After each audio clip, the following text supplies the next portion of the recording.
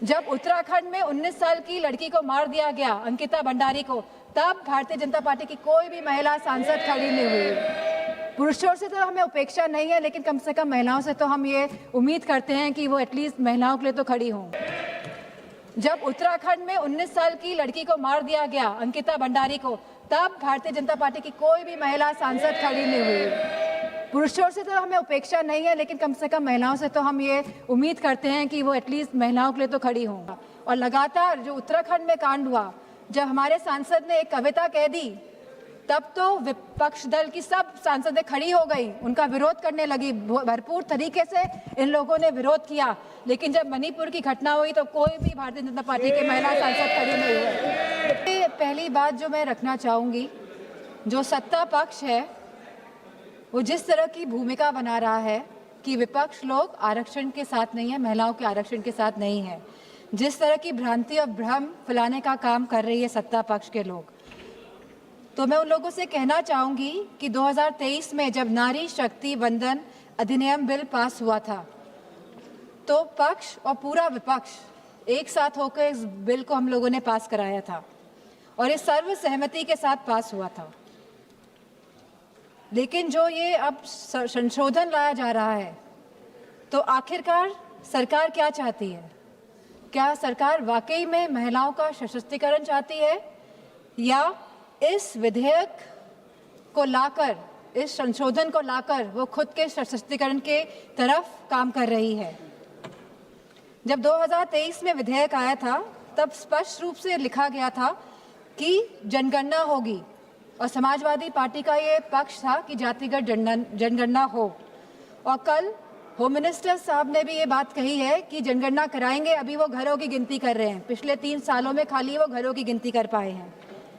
तो जनगणना होगी, जातिगत जनगणना होगी, उसके बाद परिसीमन होगा और आरक्षण लागू होगा। तो सभी लोग इस बात से सहमत थे। लेकिन 2024 में जब भारतीय जनता पार्टी की सरकार आई और पूर्ण बहुमत की सरकार नहीं पा पाई, सहयोगों के साथ लाई गई ये सरकार, तो जब ये सरकार आई तो 2024 में ही आपने जनगणना क्यों नहीं शुरू कराई? हमारा सवाल ये है। आपने लगभग 2.5 साल निकाल दिए, आपने जनगणना नहीं कराई, क्योंकि अगर जनगणना हो जाती तो आज हम परिसीमन की स्टेज में होते और आरक्षण 2029 तक लागू हो जाता। लेकिन आपकी मंशा ही नहीं थी कि 2029 पे महिलाएं आए और इस सदन में बैठे। अब अचानक ये जल्दबाजी क्यों दिखा रही है? 2026 में, जहां अप्रैल का महीना चल रहा है, तो लगातार जल्दबाजी क्यों दिखा रही है? सवाल इस बात पे भी होना चाहिए। तो ये सरकार जल्दबाजी, जो हम समाजवादी पार्टी का मानना है, वह इसीलिए दिखा रही है क्योंकि ये जो डिलिमिटेशन है, जो ये पूरी एक्सरसाइज है, ये सरकार एक हथियार के रूप में प्रयोग करना चाहती है खुद को सशक्त करने के लिए। हमने देखा कि कल हमारे सांसद कांग्रेस के, उन्होंने कहा कि किस तरह आसाम में डिलिमिटेशन कमीशन का प्रयोग ना होकर किस तरह वहाँ पे चुनाव आयोग जाके परिसीमन कर रहा है, और जिस तरह से पूरी प्रक्रिया को अंजाम दिया, और जो सेंसस यूज हुए उसमें वो 2011 के इस्तेमाल हुए। तो कहीं ना कहीं ये बहुत बड़ा प्रश्न चिन्ह उठाता है सरकार पे कि सरकार आखिरकार संविधान में संशोधन क्यों ला रही है, ये संविधान को क्यों बदलना चाहती है, ये क्यों चाहती है कि हमारा संविधान कमजोर हो और सरकार हमेशा सत्ता में बनी रहे। हमारे संस्थापक आदरणीय श्रद्धेय नेताजी ने जब उत्तर प्रदेश में पहली बार महिला आरक्षण लागू किया पंचायती राज में, तब जहां SC/ST महिलाओं को आरक्षण मिला, वही हमारी OBC महिलाओं को भी आरक्षण मिला और हमारी जनरल कैटेगरी की महिलाओं को भी आरक्षण मिला। अब समाजवादी पार्टी चाहती है कि इस आरक्षण में हमारी अल्पसंख्यक महिलाओं को भी आरक्षण मिले। आप क्यों आधी आबादी में बंटवारा करना चाहते हैं? आप क्यों नहीं चाहते हैं कि महिलाएं आगे बढ़े, हर वर्ग की, हर समाज की, हर धर्म की महिलाएं आगे बढ़े? आज हमारी यह मांग है कि आप OBC महिलाओं को भी आरक्षण दें और हमारी अल्पसंख्यक महिलाओं को भी आरक्षण दें। अल्पसंख्यक महिलाओं से तो किसी तरह का द्वेष, किसी तरह की चिढ़ है सामने बैठे हुए लोगों को, लेकिन मुझे पूरा भरोसा है कि जो हमारे यूपी के सांसद हैं, भारतीय जनता पार्टी के, वो ओबीसी महिलाओं के लिए मना नहीं करेंगे। तो वाकई में अगर आपको संशोधन लाना था, अगर आपको कॉन्स्टिट्यूशनल अमेंडमेंट करना था, तो आप इस बात का मेंटेन करते कि आप ओबीसी महिलाओं को आरक्षण देने का काम करेंगे। आज जब आप अल्पमत में दिखाई दे रहे हैं, क्योंकि आप जानते हैं कि आपका जो वोट है वो खिसकता जा रहा है कहीं ना कहीं, तो आप इस तरह का भ्रम फैलाने के लिए ये संशोधन बिल लेकर आए हैं, क्योंकि आपका केवल एक ही लक्ष्य है कि जो डेटा, जो कास्ट सेंसस का डेटा, जो जातिगत जनगणना का जो डेटा आएगा, जिससे सबकी भागीदारी सुनिश्चित होगी, निश्चित होगी, आप इससे भागना चाह रहे हैं और आप डीलिमिटेशन की प्रक्रिया से इसीलिए सेंसस को हटाना चाहते हैं, या 20 या 25 साल के सेंसस का आप प्रयोग करना चाहते हैं। आप कहते हैं आप महिलाओं की हितैषी है, आप महिलाओं के बारे में सोचते हैं, लेकिन आज जब मैं यहाँ खड़ी हुई हूँ और जब पिछले कुछ दिनों पहले जब संसद चला और जब कैफ बिल आया, central arm forces police force bill आया, तब आपने जो शहीद हुए, जिन्होंने हमारे देश के लिए बलिदान दिया, जिन्होंने हमारे देश के लिए जो शहीद हुए हैं, आपने उनको शहीद तक का दर्जा नहीं दिया। आपने उन शहीदों की महिलाओं के बारे में, उनके बच्चों के बारे में नहीं सोचा। आज जब ये आप विधेयक लेके आ रहे हैं तो हमारी मांग है कि उन महिलाओं के सम्मान के लिए आप उन शहीद जनों को, शहीद जवानों को शहीद का दर्जा दें और साथ में आप उन्हें पेंशन देने का भी कार्य करें। अब जब महिलाओं की बात हो रही है तो आंगनवाड़ियों को क्यों छोड़ रहे हैं आप आंगनवाड़ियों को भी, जो इतने साल से संघर्ष कर रही है, जो गांव-गांव में संघर्ष कर रही है, आप उनको भी उनका मानदेय बढ़ाने का कार्य करें। जहां आप सब वाकई में चाहते हैं अगर महिलाएं सशक्त बने, तो आप उनकी शिक्षा में ध्यान दीजिए। अध्यक्ष महोदय, यूपी में तो गांव-गांव में स्कूल बंद किए जा रहे हैं, प्राइमरी स्कूल्स को बंद किया जा रहा है बिना कुछ सोचे, बिना कुछ समझे।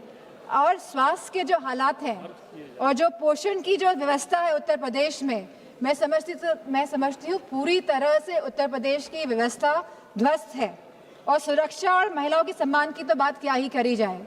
हमने देखा है जिस तरह हाथरस कांड हुआ, जिस तरह भारतीय जनता पार्टी के जो एमएलए सेगर जी का जो पूरा कांड हुआ, और लगातार जो उत्तराखंड में कांड हुआ, जब हमारे सांसद ने एक कविता कह दी, तब तो विपक्ष दल की सब सांसदें खड़ी हो गई, उनका विरोध करने लगी, भरपूर तरीके से इन लोगों ने विरोध किया। लेकिन जब मणिपुर की घटना हुई तो कोई भी भारतीय जनता पार्टी के महिला सांसद खड़ी नहीं हुए। जब उत्तराखंड में 19 साल की लड़की को मार दिया गया, अंकिता भंडारी को, तब भारतीय जनता पार्टी की कोई भी महिला सांसद खड़ी नहीं हुई। पुरुषों से तो हमें उपेक्षा नहीं है, लेकिन कम से कम महिलाओं से तो हम ये उम्मीद करते हैं कि वो एटलीस्ट महिलाओं के लिए तो खड़ी हों।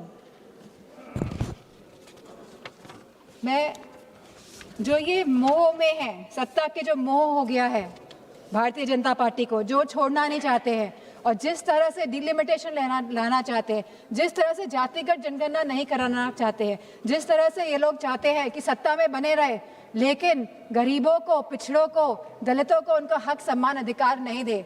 तो मैं कहना चाहती हूँ, क्योंकि कल प्राइम मिनिस्टर जी ने जिक्र किया था कि जब 2023 में ये बिल आया था, सबने साथ दिया था, और तब साथ देने पे भी उनकी सरकार आई, लेकिन वो ये ना भूलें कि जब 2023 में बिल पास हुआ था, 2024 में इनकी सरकार आई थी, तो पहले पूर्ण बहुमत की सरकार थी, और अभी कौन सी सरकार है? अभी सहयोगियों के साथ इनकी सरकार बनी हुई है, और अब दोबारा ये बिल लेके आ रहे हैं एक भ्रम फैलाने के लिए, एक इस तरह की भूमिका बनाने के लिए। लेकिन अब जब 2029 में जब चुनाव दोबारा आएंगे, तो मेरा पूरा मानना है कि भारतीय जनता पार्टी की सरकार जाने वाली है। और गारंटी की बात की जा रही थी कल, गारंटी, ये तो समय बताएगा। ये तो गारंटी की बात कर रहे थे। बताइए, आपने गारंटी नहीं दी थी कि आप आय दुगनी करेंगे हमारे किसान भाइयों की? क्या आपने गारंटी नहीं दी थी आप वन पेंशन लेकर आएंगे हमारे नौजवानों के लिए जो शहीद होते हैं? क्या आपने गारंटी नहीं दी थी कि आप 2 करोड़ लोगों को नौकरी देंगे? क्या आपने गारंटी नहीं दी थी कि आप मुफ्त सिलेंडर देंगे? क्या आप यूपी में गारंटी देके नहीं आए थे कि होली और दिवाली में आप महिलाओं को मुफ्त सिलेंडर देने का कार्य करेंगे? क्या वहाँ के आवारा पशुओं को आप उनकी जो समस्या है उसको सुलझाने का काम करेंगे। आपने नोटबंदी में भी गारंटी दी थी कि आप आतंकवाद को खत्म करेंगे। आप सबसे ज्यादा घटनाएं आतंकवाद की अगर हुई हैं तो भारतीय जनता पार्टी की सरकार के समय हुई है, चाहे वो पुलवामा हो, चाहे वो पहलगाम की घटना हो, चाहे वो नक्सलवादियों की घटनाएं हो। सबसे ज्यादा अगर हमारे जवान शहीद हुए हैं तो भारतीय जनता पार्टी के समय में शहीद हुए हैं। नक्सलवाद खत्म हुआ, लेकिन आप शहीदों को शहीद का दर्जा नहीं देंगे, पेंशन नहीं देंगे आप। अब बात करते हैं।